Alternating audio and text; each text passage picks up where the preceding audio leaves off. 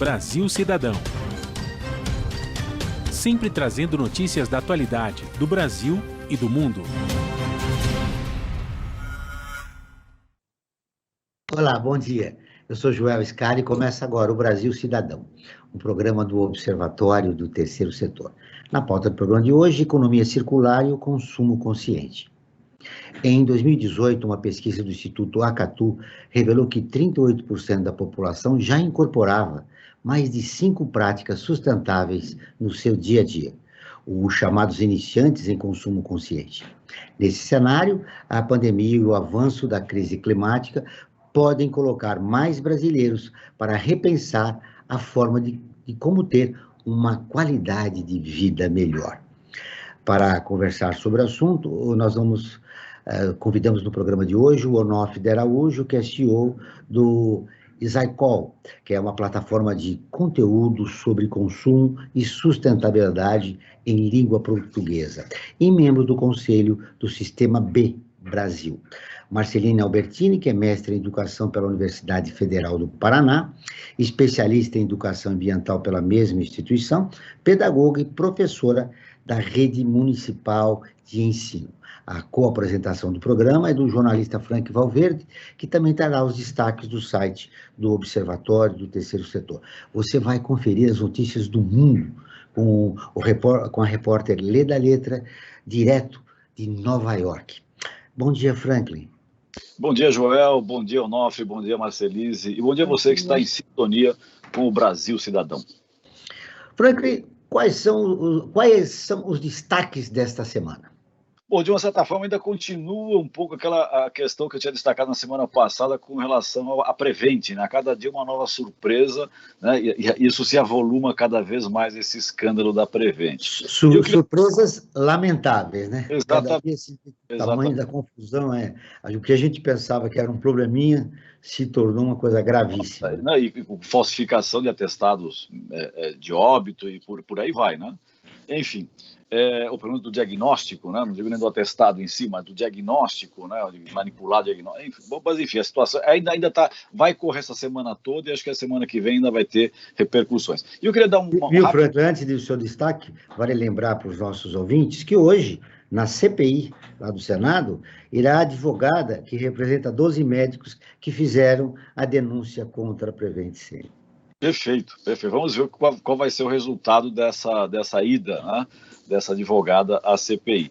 E eu quero dar um destaque internacional, João. Em geral, a gente fala muito pouco aqui dos destaques internacionais, mas um destaque internacional que acho que pode ser positivo para o Brasil, que foi nesse fim de semana que passou, né, na semana passada, nós tivemos a eleição dos social-democratas na Alemanha, né? Eles ganharam a eleição, agora vão compor o gabinete, né, porque lá é um sistema parlamentarista, né? E eles ganharam, e isso é positivo no Brasil, porque com certeza eles vão continuar numa política de pressão ao governo Bolsonaro por preservação da Amazônia, né? E também uma boa notícia, dentro dessas eleições alemãs, que o Partido Verde ganhou também, acabou subindo, né, no percentual de cadeiras no parlamento, e esse é um partido que fica em cima do governo Bolsonaro, né, para que proteja a Amazônia, que é um patrimônio de todos nós e, claro, é muito importante para todo o universo, né, todo o planeta Terra. E também, acho que finalizando dessa eleição alemã, a extrema-direita, né, que é simpática ao Bolsonaro, perdeu cadeiras. Então isso é bastante positivo no Brasil e eu espero que isso reflita dentro da política aqui interna no Brasil também, que nós consigamos, de uma certa forma, preservar a Amazônia tão combalida, até pela prática não tão, digamos, efetiva do governo federal em protegê-la, Joel. Você acredita que a Europa vai sentir falta da Angela Merkel? Olha, acho que inicialmente sim, né? Ela é uma pessoa que ela teve um papel muito grande na manutenção e no fortalecimento da comunidade europeia, e acho que nesse aspecto sim. Mas os social-democratas também vêm com uma política até mais progressista que ela. Esperemos que isso, para quem é da comunidade europeia, claro, né? Esperemos que isso se reflita no fortalecimento da comunidade, que para eles é muito importante, né? Gostaria que nós tivéssemos também o equivalente aqui com o Mercosul, um fortalecimento, coisa que hoje cada um está para o seu lado e muito pouco se fala de Mercosul, e seria muito importante para os países aqui da região da América do Sul. Bom dia, Onofre. Seja muito bem-vindo ao nosso programa. Bom dia, Joel. Bom dia, Franklin. Sobretudo, Marcelise. Como vão? Bom dia. Boa semana para todos nós. Eu agradeço muito o convite e o prestígio de desfrutar da audiência tão seleta. Marcelise, muito bom dia. Seja muito bem-vinda. Você falando aí do Paraná. Bom dia, bom dia. Queria agradecer a oportunidade de poder estar participando, né, desse momento, estar conversando com vocês um pouquinho, né, sobre esse assunto que é tão importante aí, né, nessa conjuntura que a gente está vivendo e, né, fazer essa relação aí com escola e refletir um pouquinho sobre todo esse repertório, né. Falando em escola, qual foi o impacto da pandemia nas escolas municipais aí de Curitiba?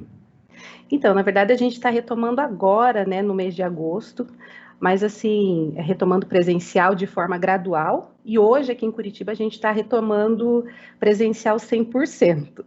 Então, eu na verdade não estou trabalhando porque eu estou afastada, porque eu sou gestante, né, eu vou ganhar meu bebê provavelmente essa semana ou semana que vem, mas assim, o impacto está sendo assim, para as crianças a gente sabe que teve um peso muito grande na questão de aprendizagem, já tem muitas discussões sobre isso, sobre essa retomada, e agora está tendo esse impacto assim, hoje o pessoal está muito preocupado porque como vai voltar 100%, todas as crianças em sala, a gente não sabe como que vai ficar esse panorama, né? Apesar do nosso município estar quase 100%, Curitiba está quase 100% vacinada, a gente ainda sabe de casos que estão acontecendo, de pessoas que estão pegando coronavírus, então assim, a nossa comunidade da saúde está bem preocupada, assim, como que serão as próximas semanas, porque enquanto estava no esquema do rodízio, ainda a gente estava conseguindo ter um certo controle, mas agora com todas as crianças, né, são 30, 35 em sala de aula, como vão ser as próximas semanas, assim, ainda é um pouco assustador, assim.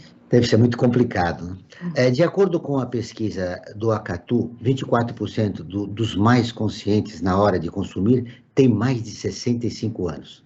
52% são das classes A e B, com renda entre 5 mil e 23 mil. E 40% têm ensino superior. Entre os principais obstáculos para o consumo de produtos sustentáveis estão o esforço, o espaço, privação de prazeres e desconfiança. Onofre, você acredita que a pandemia está mudando esse cenário? Como tornar o consumo consciente menos elitizado? Bom, a questão da pandemia, ela trouxe alguns impactos relevantes, né? Aliás, diversos impactos relevantes nas nossas vidas, quer dizer, uma transformação. O mundo dificilmente será parecido com o que era antes. Na nossa vida cotidiana, o impacto dos resíduos é muito grande, né? Se a gente viu essa questão de delivery e tudo mais, muitas embalagens e muitos polímeros sintéticos de uso único, que são os plásticos de uso único, enfim. Um impacto grande também nas cooperativas, que tem um papel importante na nossa sociedade, porque esse público é um público que tem um papel que às vezes é pouco percebido por nossa sociedade, que é o papel, são verdadeiros agentes ambientais, e isso não se percebe muito, eles são muito sensíveis às variáveis econômicas, então a economia caiu de atividade, a própria vulnerabilidade deles trouxe um impacto muito grande nesse setor também. Do ponto de vista do consumo, como você mencionou, a questão do perfil do Acatu, aqui no eCycle eu adicionaria algumas outras tintas a esse perfil. O eCycle ele é um portal de informações sobre sustentabilidade com as lentes do consumo, por isso que eu estou aqui batendo papo com vocês. Existe uma inclinação muito grande a esse tema do ponto de vista do sexo feminino. Interessante a gente observar isso. Isso nós sentimos empiricamente, quer dizer, o perfil da nossa audiência, já estamos há um bom tempo nesse mercado, e é um público muito, muito inclinado a essa temática. Corrobora a questão da classe social, corrobora também o perfil da educação formal, está batendo, mas eu acho que a questão do lado feminino é um ponto importante. Com relação a nós alcançarmos outros níveis de práticas de consumo sustentável, o papel da Marcelise é fundamental. Eu acho que um referencial, os fundamentos das práticas de consumo e seus impactos socioambientais devem, sem dúvida nenhuma, serem parte da formação das nossas crianças. Eu acho que é essa geração que já emerge com outro papel na nossa sociedade. A agenda pública, ela tem muita questão do clima, não é? E é fundamental, a gente vive num cenário de emergência climática, mas existem outros problemas muito sérios também, outras fronteiras planetárias que a gente chama, que paradoxalmente, a despeito da nossa formação tecnológica, enfim, o nosso preparo enquanto civilização, nos coloca numa trajetória ecocida, quer dizer, a biodiversidade, por exemplo, é um deles. O drama que a biodiversidade incorre por conta das nossas práticas, sobretudo de consumo, é inacreditável. O consumo consciente, além da questão da formação, para se tornar mais acessível, ele carece de medidas regulamentares, existe uma regulamentação adequada para isso, e os ganhos de escala da indústria. A indústria de produtos sustentáveis, ela precisa incorrer em maior escala para que os preços também se tornem mais acessíveis. Existe um mecanismo intermediário aqui que hoje a gente escuta muito, que são a questão do ASG, o ESG, né, que chega no mercado financeiro, que são práticas socioambientais mais adequadas do ponto de vista da ótica do mercado, percebendo isso como um risco, que podem ser um aspecto alavancador desse processo. Marcelise, como sensibilizar os pais da importância do consumo sustentável? Você que tem uma experiência em escola pública municipal aí em Curitiba, é importante que a escola tenha uma relação com a comunidade, né, com os pais, eles participem, né, da construção, inclusive pedagógica, né, do ensino, isso é o ideal. Mas como está esse trabalho? A classe B e C está consciente a respeito da importância do assunto? Sim, sim. Os projetos que eu realizei em algumas escolas, né, a gente percebe, assim, no começo, dá um certo medo, né, achando assim, eles não vão, as crianças não vão entender, os pais não vão participar, e eu trabalho em escolas bem periféricas, e eu tive uma grande surpresa, assim, nos projetos que eu realizei, porque, assim, como eu sou professora de ciências, eu busco sempre trazer dentro das minhas aulas de uma forma interdisciplinar. E em algumas situações, no início do projeto, né, ficava meio receosa, será que os pais vão participar, as crianças vão compreender?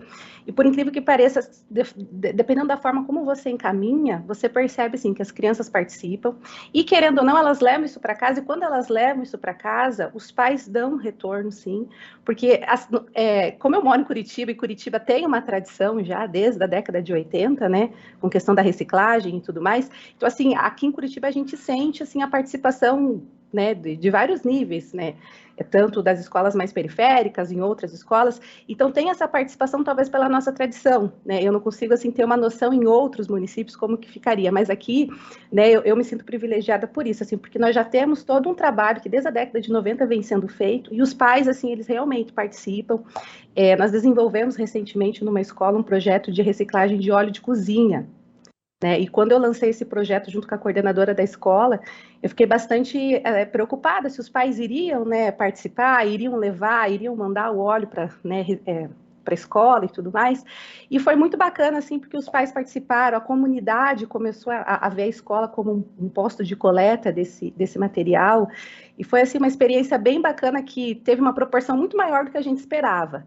A ideia era trabalhar só com as crianças, mas a gente conseguiu atingir a comunidade, assim, a ponto de senhoras, assim, que moravam na rua da escola, que nem tinham netos, nem um vínculo, viram a placa na escola, nossa, lá é um posto de coleta, eu posso estar levando a minha garrafinha com o meu óleo e depositar lá? Pode sim, e iam lá na secretaria da escola fazer o descarte desse material, e aí a escola encaminhava, né, para as empresas responsáveis por fazer a reciclagem desse resíduo. Então a gente vê, assim, que se o trabalho for encaminhado de uma forma que envolva a comunidade, que envolva os pais, que envolva as crianças, né, partindo das crianças, o trabalho dá certo, sim. Mas é um trabalho de formiguinha e que tem que ter a parceria da escola inteira, porque se só o professor sozinho for fazer, é muito difícil alcançar uma proporção maior, mas quando você tem o apoio da direção, dos demais colegas que compram a ideia mesmo, a gente consegue, sim, alcançar a comunidade e fazer um projeto projeto bacana, assim. Você destacou a importância de uma noção multidisciplinar, né? A participação de todo o corpo docente da escola participando da iniciativa, né? Sim, isso é muito importante. O Onofre lembrou uma coisa das cooperativas, elas funcionam ativamente aí em Curitiba, né? Em relação aos resíduos sólidos. Sim, sim. Aqui em Curitiba a gente tem bastante essa questão dos resíduos, tanto por parte, né, do pessoal que faz essa coleta, como da própria prefeitura, né? Porque a gente tem aqui, além de ter a coleta dos dias da semana, a gente tem a coleta da reciclagem, que a gente chama de o caminhão do lixo reciclável. Então, uma vez por semana ele passa, né, só para recolher o lixo reciclado. Então, os catadores aqui, eles não dão conta de fazer todo esse serviço, mas a prefeitura também dá esse suporte. Então, a gente chama do lixo que não é lixo, né, e não tem um dia só do lixo que não é lixo, além dos catadores que também passam recolhendo. Então, assim, o pessoal daqui já é bem consciente de fazer a separação e tudo mais, mas é como eu falei, já é uma política nossa, assim, política pública do município já de mais de 20 anos, né, que foi feito esse trabalho. Onofre, a gente sabe que a saída está na educação. Como ampliar essa experiência que existe no Paraná, por exemplo, em escolas como a de São Paulo, né? O problema ele é complexo, né? Eu adorei essa sacada da Marcelise de lixo que não é lixo, né? Porque do que se trata. Na verdade, a palavra lixo ela não seria aplicável ao tema. Porque lixo do latim é cinza, né? Lix. Não é isso. Conceitualmente, a gente está falando de resíduos e de rejeitos. Rejeitos, como o nome já diz, não tem mais jeito, né? Só que a fração dos rejeitos, só para que vocês tenham uma noção, a Brelk, ela realiza um trabalho muito legal de balanço, né?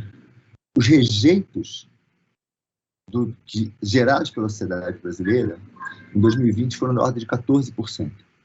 Ou seja, o que a gente está dizendo é que 86% do que a gente gera é resíduo. E o resíduo, por definição, ele tem uma solução. Esse resíduo, ele se decompõe em algumas frações. Metade do que a gente gera, um pouco mais, é resíduo orgânico. E esse resíduo orgânico teria, em tese, uma solução, do ponto de vista de seja fertilizante, seja geração de energia, por meio de sua decomposição. Depois a gente cai para outros tipos de resíduo. A maior fração depois disso são os plásticos, que geram muita controvérsia na nossa sociedade, mas que são um material importante, tecnologicamente falando, porque eles conferem uma série de facilidades para a nossa sociedade.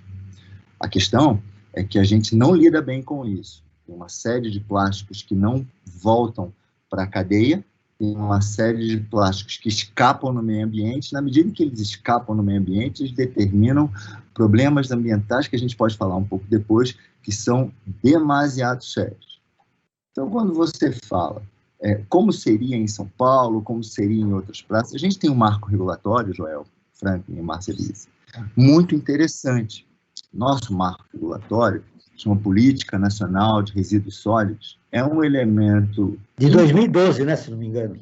Ela foi sancionada em 2010, no final do governo do partido que antecedeu, em 2010, e ela deveria entrar em vigor de uma maneira plena em 2014.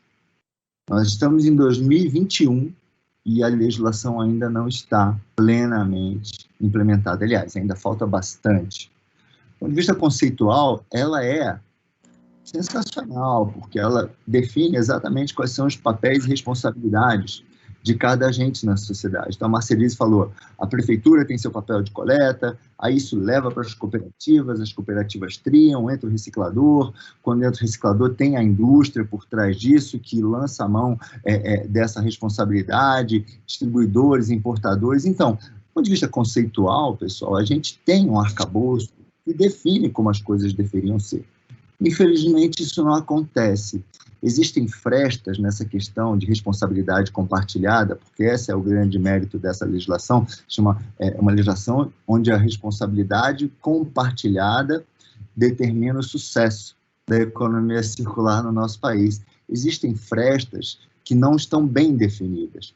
Infelizmente, isso faz com que as coisas não caminhem da forma que poderia acontecer.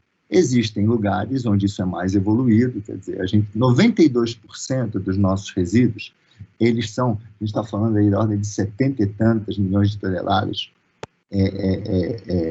geradas, 92% disso é coletado. Mas muito pouco disso é, de fato, reprocessado.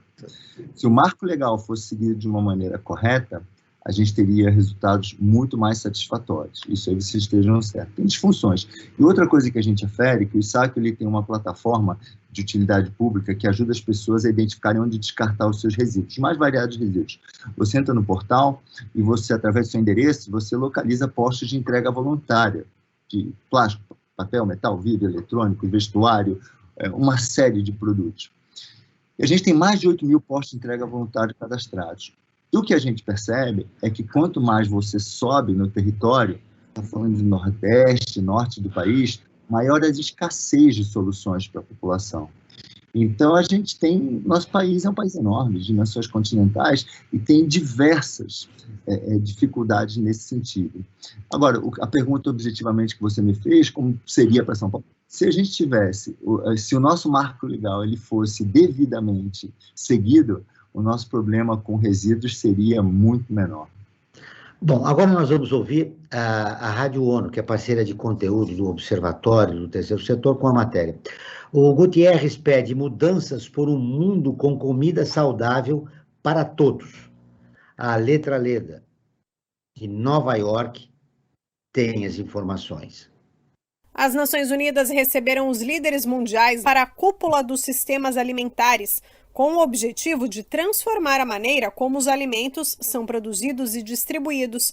Segundo dados da organização, mais de 800 milhões de pessoas no mundo passam fome e 3 bilhões não têm dinheiro para ter uma alimentação saudável.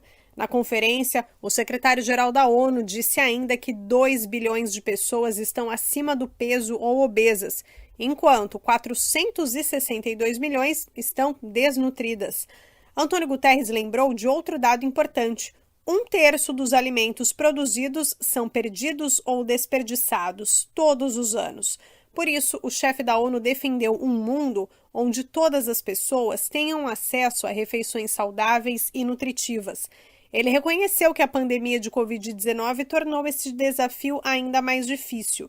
Guterres destacou também que o atual sistema de produção de alimentos causa enormes impactos ao meio ambiente, gerando 1/3 das emissões de gases de efeito estufa e sendo responsável por 80% das perdas da biodiversidade. Segundo o secretário-geral da ONU, o futuro dos sistemas alimentares está sendo traçado agora. Segundo ele, essa transformação precisa servir às pessoas, ao planeta e à prosperidade. O chefe da ONU defendeu um sistema alimentar que apoie a saúde e o bem-estar de todos, já que a desnutrição e a fome não são forças da natureza, mas resultado da falta de ações de todos nós. Antônio Guterres pediu à comunidade global um aumento da distribuição de comida em áreas afetadas por conflitos, investimentos em sistemas de prevenção da fome, contribuição para a nutrição adequada para todos, já que muitas vezes dietas nutritivas são caras ou não estão disponíveis para muitos. Ele fez um apelo por trabalho em conjunto de empresas e de governos para aumentar o acesso a dietas saudáveis, incentivando, por exemplo, novos hábitos. Da ONU News, lê da letra. Continuamos com o Brasil Cidadão, programa do Observatório do Terceiro Setor. Hoje nós estamos falando sobre economia circular e consumo consciente, com o Onofre de Araújo e a professora Marcelise Albertini. Frank Valverde, como falar numa alimentação saudável com 2 bilhões de obesos no mundo, 1/3 da alimentação é desperdiçada e um número significativo de pessoas que ainda passam fome. Vamos falar de uma alimentação razoável para essa população mundial, né? Mas agora nós vamos com o Momento ODS com você. É verdade, você lembrou bem, esse é um dos grandes problemas da humanidade, uma melhor distribuição, né, do que se produz, e principalmente da alimentação, né? Muita gente comendo, desperdiçando, e uma imensa leva de pessoas passando fome. Então, precisaria ter esse equilíbrio. E o Momento ODS de hoje, Joel, a gente fala sobre a Agenda 2030 da ONU, que é tão importante, né? Ela vai tratar sobre, nosso destaque, sobre consumo e produção sustentáveis, né, que é a meta 12, no caso do Brasil, meta 12.5, e que prevê que até 2030 deveremos reduzir substancialmente a geração de resíduos por meio da economia circular e suas ações de prevenção, redução, reciclagem e reuso de resíduos. Isso é importantíssimo, Joel, como tanto o Onofre e a Marcelise estão destacando no nosso programa de hoje, Joel. E falando sobre consumo, eu também queria dar um destaque especial para a nossa enquete, né? A cada programa que nós realizamos aqui na Brasil Atual, nós fazemos uma enquete relacionada ao tema do programa. E a enquete que nós fizemos para o programa de hoje vem com a seguinte questão: você se considera um consumidor consciente? E o resultado foi o seguinte, Joel: 30% disseram que sim, contra, aliás, inverso, 70% diz que sim, que é um consumidor consciente, contra 30% que disseram que não são consumidores conscientes. E falando sobre essa questão da consciência, João, no programa aqui de hoje, o Onofre já até abordou a questão das embalagens, e essa é uma questão que eu acho premente para a gente discutir, né? Com a pandemia, houve um aumento do consumo dessas embalagens, até porque muitas pessoas começaram a pedir alimentação em casa, né? E para o alimento vir bem acondicionado, vir protegido, você requer uma embalagem que faça esse trabalho, né? Faça esse serviço. E essa embalagem geral é do plástico, popularmente chamado de plástico. Então tem um grande descarte de plástico na natureza. Agora eu queria colocar uma questão tanto para o Onofre como para a Marcelise. Que alternativas poderiam ser feitas para que não tivesse tanto descarte de embalagens na natureza? Onofre. Boa, Frank. Eu acho que a gente precisa primeiro tentar empatizar, né? Quer dizer, chegou a um nível de desenvolvimento tecnológico onde os custos dessas embalagens elas são muito baixos e as propriedades de armazenamento que elas trazem muito eficientes. Então isso aí, quer dizer, não deixa de ser um avanço, né? A externalidade negativa, quer dizer, o efeito disso na sociedade que não está no preço dos objetos, é a questão que elas vão se transformar em rejeitos. São resíduos, mas vão ser rejeitos porque o fim delas será ou em aterros sanitários, ou aterros sanitários não controlados, ou lixões. E aí a gente começa a ver que tem uma certa irracionalidade nesse processo. Porque se você imaginar os recursos que são empregados na produção desse tipo de material, desde o início de sua cadeia, desde a extração do petróleo, que a maioria desses plásticos ele tem como matéria-prima predominante petróleo, entra no processo, né, químico, né, as petroquímicas, e elaboração, e transporte, e moldagem, chega na nossa casa, a gente usa uma vez e descarta isso, é uma coisa meio sem sentido. Sem sentido. Então, quando a gente fala de economia circular, normalmente as pessoas caem na questão do resíduo, da reciclagem, mas a economia circular ela é algo para muito aquém disso. A economia circular ela se inicia na concepção de um determinado produto, de maneira que ele seja projetado para que ele possa voltar para o ciclo produtivo, que as matérias-primas utilizadas para ele possam dar condições para isso, e que todo sistema que percorre esse material seja capaz de devolver isso para o ciclo produtivo. É daí que a gente fala, né? Antes da Revolução Industrial, quando os objetos sintéticos não aconteciam tanto, os objetos orgânicos, as embalagens, você quer coisa de embalagem mais perfeita que a embalagem de uma banana? É lindo aquilo, não? Sem contar que a própria embalagem ela é comestível e gera diversos nutrientes. As bebidas, os refrigerantes, você levava o famoso casco, né? A garrafa, né? A cerveja, enfim, o que for, né? Você não descartava, né? Pois é, exatamente. Mas, enfim, nós derivamos nesse contexto, e aí o que acontece? Já existem soluções plásticas que, por exemplo, o plástico no final da cadeia, ele pode ser compostado. E é interessante isso, porque se você traçar um quadrado, uma perpendicular, assim, mais ou menos, né? E você colocar no eixo esquerdo... Um gráfico, né? No eixo esquerdo você coloca biodegradáveis, no eixo direito você coloca não biodegradáveis, né? E você coloca no eixo vertical em cima a base de componentes fósseis e abaixo componentes naturais. Você cria uma matriz que você pode ver exatamente o que você pode dar de solução ou não no final da reposição, da degradação desse objeto. Já tem tecnologia, só que a tecnologia é muito cara. É muito cara. E a gente tem muitas reservas de petróleo também. Eu acho que esse aí é o grande dilema que a nossa sociedade se depara, né? Quem vai estar disposto a micar com tudo isso aí na mão? Bom, mas... Ou seja, nós temos uma dificuldade econômica aí na frente para resolver o problema. Exatamente. Agora, se eu pudesse orientar uma solução, eu acho que o cerne dessa questão, em grande medida, passa, Marcelise, Franklin e Joel, por algo que a gente entende como economia dos resíduos. Por que economia dos resíduos? Seria muito simples eu perguntar para vocês qual o resíduo que é mais de 99% reciclável no Brasil. Vocês diriam para mim? Sei o que? O papel? Não. Lata de alumínio. A lata de alumínio, sim. A latinha. A latinha, ela volta imediatamente para o ciclo produtivo. Por que ela volta para o ciclo produtivo? Essa é a questão. Por dois aspectos. Um caráter econômico e um caráter social. Uma disfunção social, pode dizer. Mas o caráter econômico é que a indústria, de uma maneira ou de outra, criou um sistema capaz de devolver essas latinhas para a produção. Mas para aquém disso, o fato de você reciclar uma lata de alumínio é muito mais barato do que você extrair um alumínio novo e processar esse alumínio. Ou seja, é muito mais, o custo-benefício de reciclar esse produto é muito maior do que você comprar matérias-primas novas. Esse é um lado da equação. O outro lado é que, em função do valor que se dá para esse resíduo, as pessoas menos favorecidas, muita gente tem como boa parte da sua renda a coleta de lata. A coleta. Então você vê as pessoas mal acabam de consumir, eventualmente pode ter uma pessoa do lado solicitando essa latinha para que isso seja um instrumento de renda para ela. Isso é uma disfunção social. Em outros países talvez não chegasse a 99%, porque as pessoas não estariam assim. Mas ainda assim, o volume de reciclagem seria muito alto. Então você perceba que isso é um exemplo capaz de determinar o sucesso ou a falência de uma determinada economia, de uma determinada circularidade de um elemento. Os plásticos PET, algo em torno de 65% das garrafas PET são recicladas.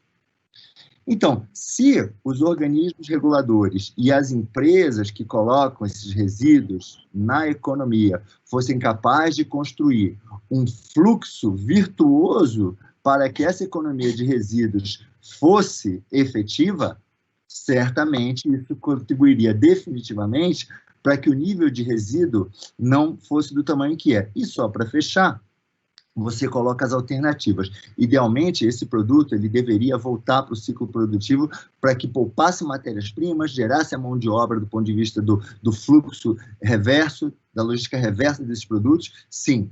Agora, do ponto de vista do consumidor consciente, em hipótese alguma, permita que esse tipo de resíduo escape para o meio ambiente. Esse resíduo não pode escapar para o meio ambiente. Se você optou por consumir um resíduo de um plástico de uso único, ok, meu amigo, é o que é, às vezes não dá. Mas não permita que isso escape para o meio ambiente. Porque quando ele escapa, ele se fragmenta progressivamente. Quando ele se fragmenta, ele entra no processo de microplástico e até de nanoplástico. Já se fala até em nanoplástico. Esse nanoplástico no ambiente, ele capta componentes químicos do ambiente, se torna uma bomba relógio de veneno, entra na cadeia alimentar e isso volta para nós mesmos. Então, quer dizer, não deixe seu plástico escapar e faça tudo para que ele possa voltar. E opte por produtos que você possa ter a certeza de que eles vão ser devolvidos para a cadeia produtiva. Leve seu plástico para reciclar. Se você não tem coleta seletiva, leve no posto de entrega voluntária. Contribua a sua fração cidadã nesse contexto. Marcelise, quero te ouvir agora. Isso, eu concordo, né, com o que o Onofre comentou, né, e é muito importante, assim, essa papel também, pensando aqui na questão das escolas, porque muitas universidades, nível de ensino médio, o pessoal tem criado soluções, como o Onofre falou, utilizando matérias matérias-primas mais, como que eu vou dizer, recursos naturais, né? Tem soluções hoje para essa questão das embalagens, para a questão dos resíduos, porém a gente sabe que são custos altos, são, né, matérias-primas que muitas vezes não têm assim todo esse apoio para que esse produto entre no mercado, né? Então, assim, o que eu diria assim de conselho seria incentivar com que as pessoas utilizem materiais como o Onofre colocou, os reutilizáveis, né, que as pessoas peguem esse material e não deixem, como ele falou, ir para o meio ambiente, né, porque isso daí é uma forma de conscientização, né, quando eu tenho essa consciência de que eu não vou poder pegar o isopor e jogar na beira do rio, que eu não vou poder pegar aquele plástico e deixar ele cair dentro do esgoto, então, assim, são ações, né, que a gente trabalha com as crianças na escola para estar trazendo isso para a consciência deles, para que eles possam lá na frente estar levando para sua família, para suas casas, para a sociedade de uma forma geral, né. Então, eu concordo assim com o Onofre mesmo, que realmente a gente precisa fazer escolhas mais sustentáveis, né? Escolhas que sejam mais conscientes e que possam estar contribuindo com esse processo. Marcelise, uma pesquisa revelou que para 67% dos consumidores brasileiros, o fato de as empresas responderem imediatamente a incidentes públicos inesperados as tornam mais atraentes. Já 64% concordam que as empresas ou marcas são tão responsáveis pela saúde da sociedade quanto os governos. Nessa sua experiência de escola aí em Curitiba, nesse contato com a comunidade, você acredita que as famílias estão mais conscientes em relação a isso? Você concorda com essa pesquisa? Concordo sim. As famílias estão, assim, de certa forma, mais conscientes, a gente percebe, porém eu acredito que precisa ainda precisa de ações, assim, mais efetivas, né? A gente percebe, assim, de que existe toda essa de uma certa forma, uma certa consciência, porém ainda, o trabalho ainda acredito que precisa ser mais efetivado, sabe, Joel? Precisa, assim, de mais incentivo, não só na questão na escola, do trabalho que a gente faz, mas para a sociedade de uma forma geral. A gente precisa de mais políticas que incentivem de fato. Por exemplo, a Política Nacional de Educação para o Consumo Sustentável, ela foi criada em 2015.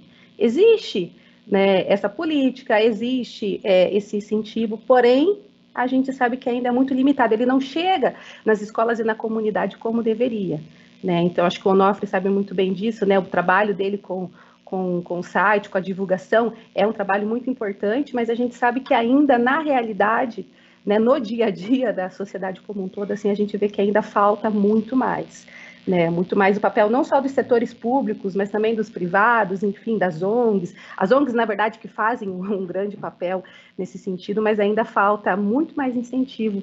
Eu acredito, principalmente por parte do setor público mesmo.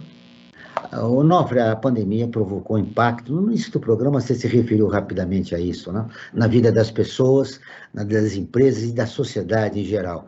Nós temos que nos reinventar no pós-pandemia. A pandemia pode trazer um novo consumidor consciente? Eu acho que estudos vão ser desenvolvidos nesse sentido. O que eu posso dizer é o que a minha intuição traz, né? Eu acho que sim, cara. Às vezes eu penso mais filosoficamente sobre esse tema, né? A pandemia,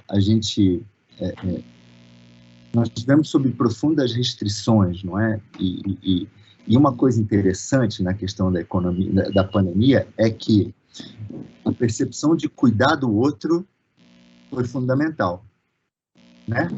Embora as pessoas queiram eventualmente sair, não usar máscara, que vai ser uma fração pequena, a maioria das pessoas está muito atenta a isso e, enfim, sabe que o fato de você, por exemplo, não se vacinar, não se trata de uma questão puramente relacionada ao fato de você não se contaminar, mas é uma questão ética, de você também não contaminar um outro, que eventualmente mais frágil do que você poderá padecer. É verdade, mas tem um outro aspecto também, né? A população de baixa renda não cumpriu o isolamento exatamente porque tinha que sair às ruas para lutar pela sobrevivência, né? Sustento, exatamente. São as disfunções que a gente vive no nosso cenário específico, né?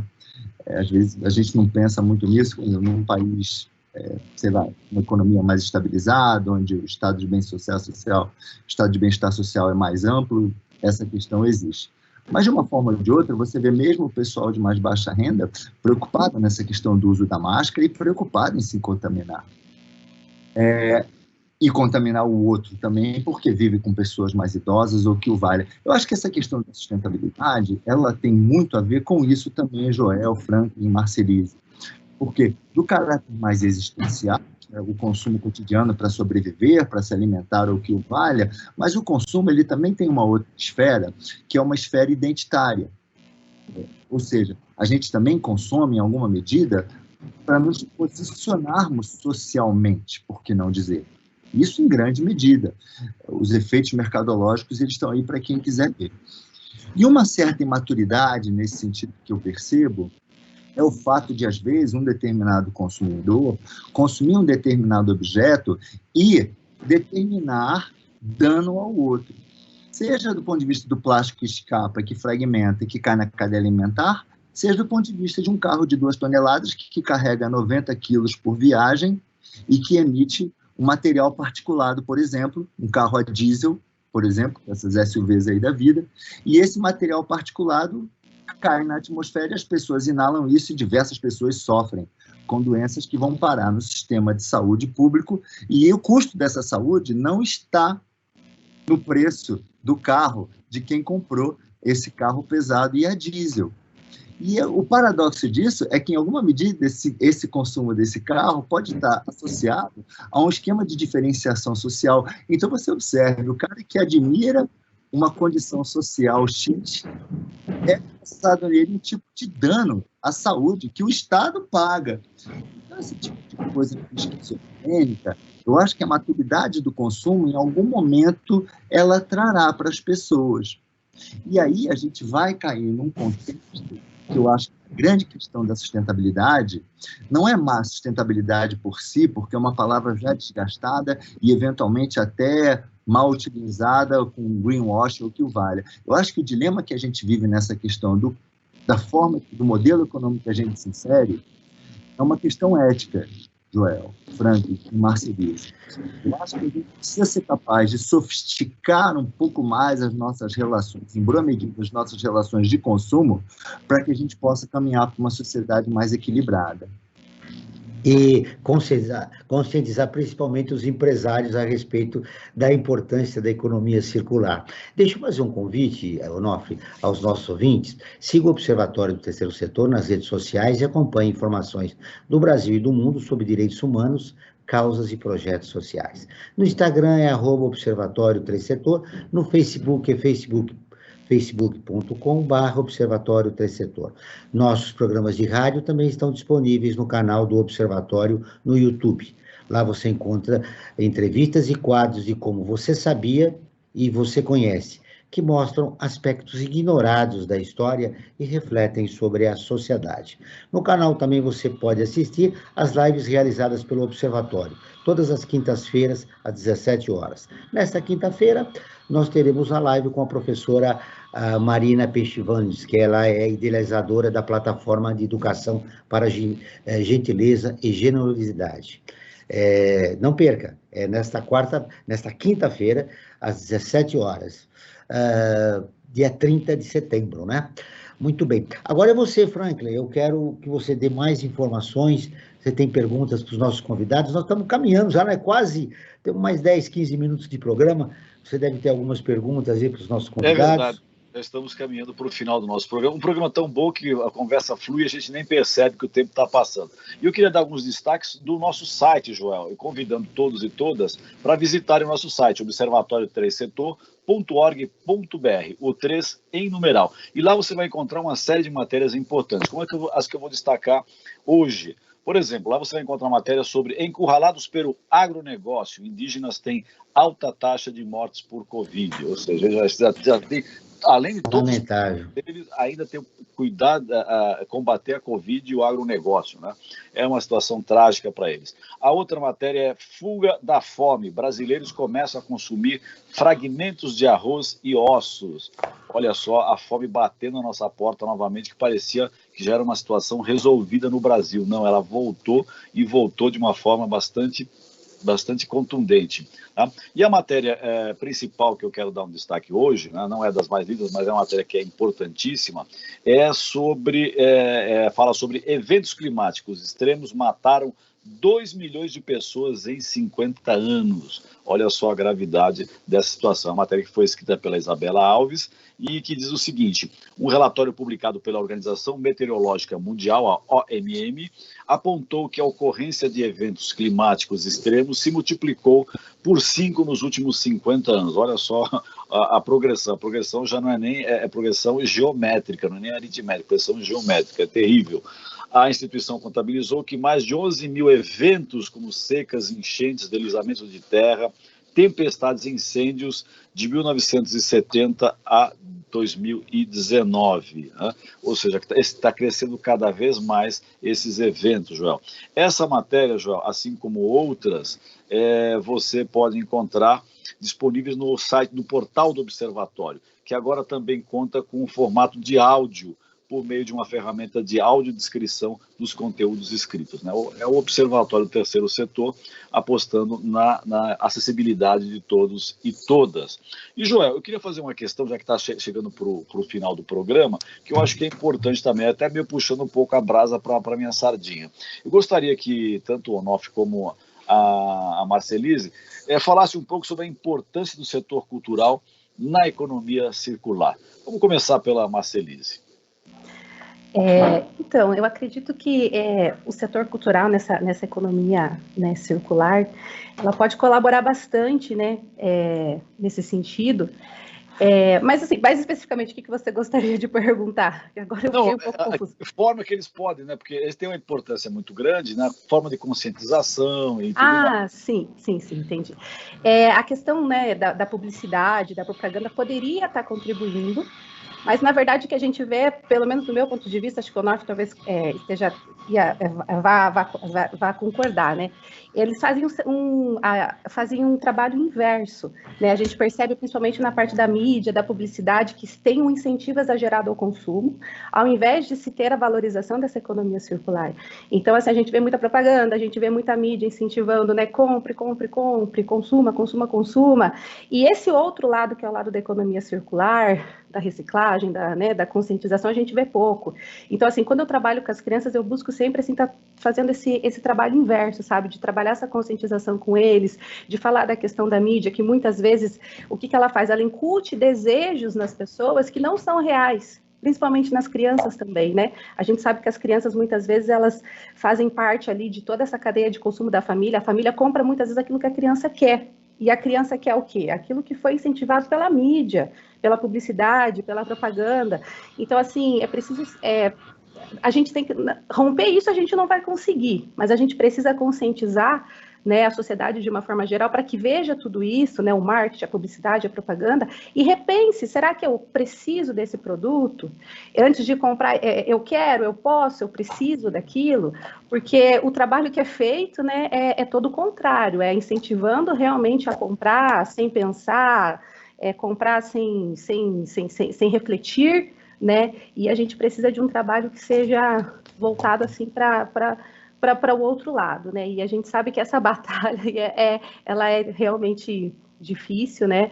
Mas com conscientização a gente pode começar, né? O que eu tenho feito, pelo menos com as crianças, mas a gente pode começar a refletir e tentar, né? De alguma forma romper com isso. Mas a gente sabe que é difícil, mas é possível.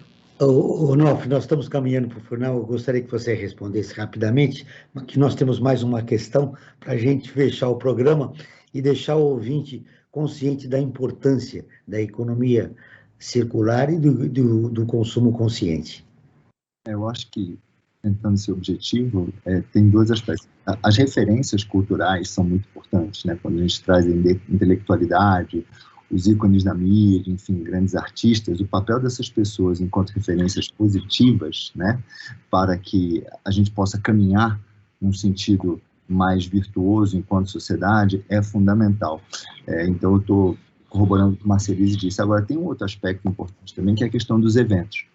Eu acho que os eventos, eles precisam caminhar com o menor nível possível de pegada ambiental, porque eles são fundamentais para as pessoas precisam se divertir, as pessoas precisam curtir as coisas, mas o impacto disso também precisa ser baixo, porque grandes eventos, por exemplo, têm um impacto enorme, por resíduos, de emissões, ou que o valha, Joel.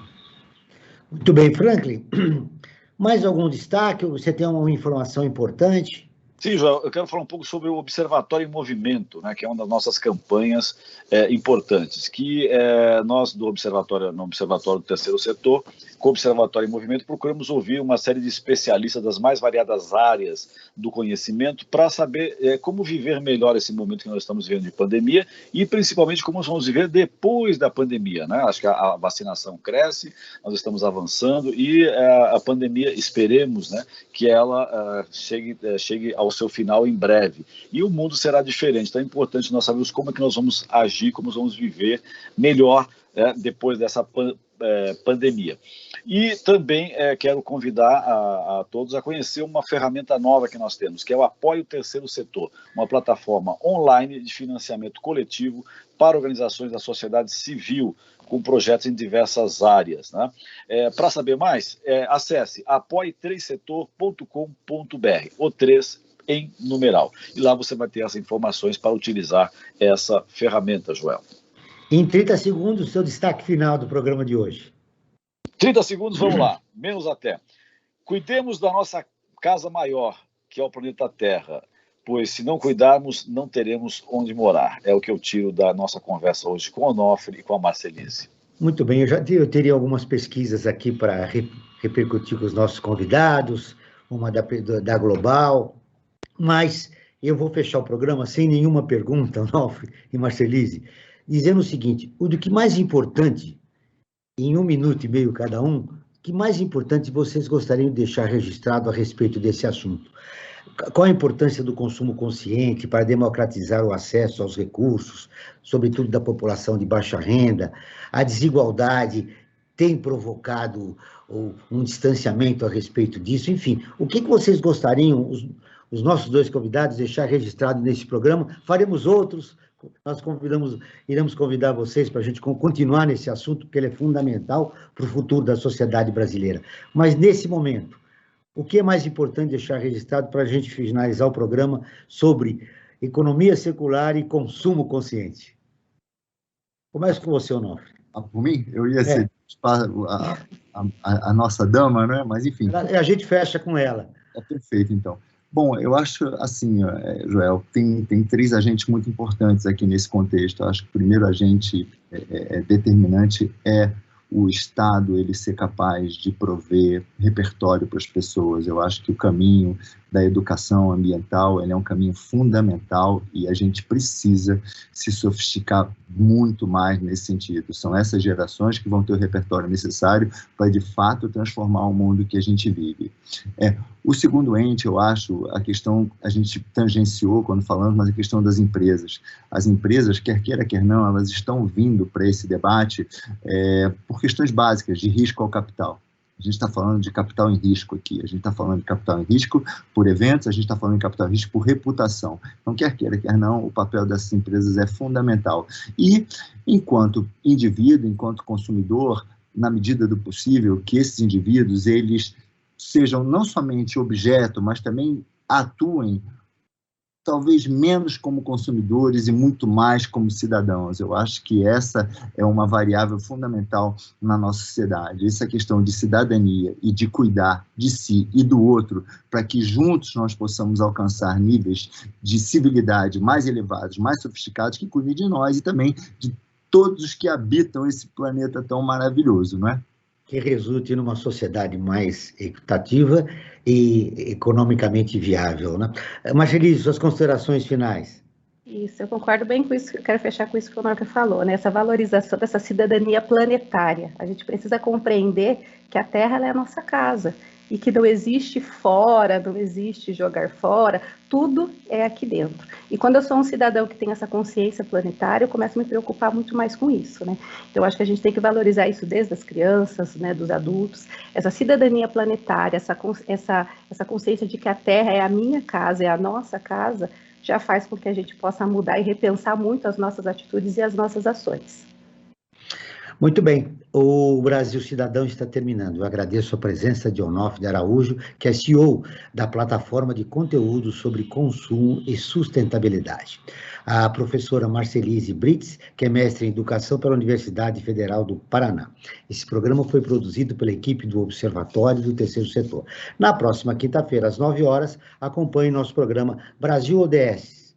Na pauta do programa, Saúde Mental e Suicídio. Não perca. E ficamos por aqui, sempre na luta por uma sociedade mais justa, solidária, sustentável e tolerante. Até o próximo programa.